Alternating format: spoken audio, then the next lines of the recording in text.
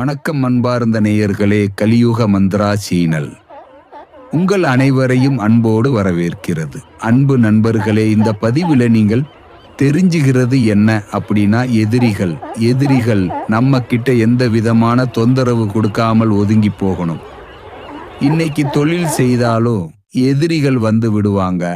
அதே மாதிரி குடும்பம்னு எடுத்துக்கிட்டாலோ எதிரிகள் கூடவே இருப்பாங்க. இந்த எதிரிகளால தான் நமக்கு பல பிரச்சனைகள் நமக்கு தெரியாம நமக்கு தோற்றுவிச்சிடுவோம். அப்போ எதிரிகளை போய் நாம் என்ன செய்ய முடியும்? பழிக்கு பழியா வாங்க முடியும். எதிரிகளால எந்த பிரச்சனை நம்மளை அணுகாமல் நம்மளை பாதுகாத்துக்கிறதுக்கு ஒரு அதிகால பவர் தேவைப்படுது.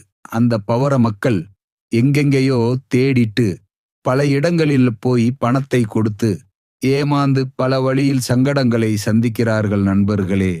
அதனால தான் இந்த பதிவுல எதிரிகளை எப்படி ஒழிக்கப்படணும், எதிரிகளை போய் நாம உழைக்கணும். நேரடியா மல்லுக்கு நிக்க வேண்டிய அவசியம் இல்லை.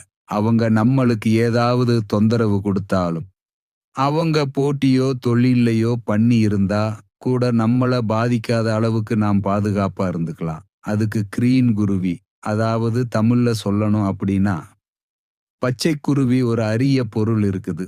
அந்த குருவி இடக்கூடிய எஃப்க்குள்ள இருந்து சில அரிய எக்ஸ் டாட் எடுத்து எதிரிகள் நம்ம பக்கம் வராமல இருக்கிறதுக்காகவே அரிய விதமான ஒரு வசீகர மருந்து தயார் பண்ணி நாங்க வச்சிருக்கிறோம்.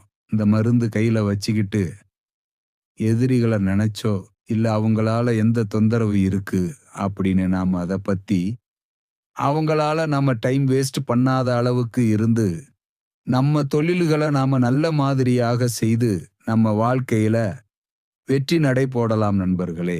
ஆகவே எதிரிகளால தொந்தர வைக்கக்கூடியவுடன் தொழில் போட்டியால இந்த மாதிரி சங்கடங்களை சந்திச்சவங்க அன்பு நேயர்களே, ஆணாகட்டும் பெண்ணாகட்டும் ஸ்கிரீன்ல தெரியக்கூடிய அந்த நம்பருக்கு என்னோட தொடர்பு கொள்ளலாம். அப்படியே தொடர்பு கொள்ள நினைத்தால் இரவு நேரம் இல்லை, கூப்பிட வேண்டாம்.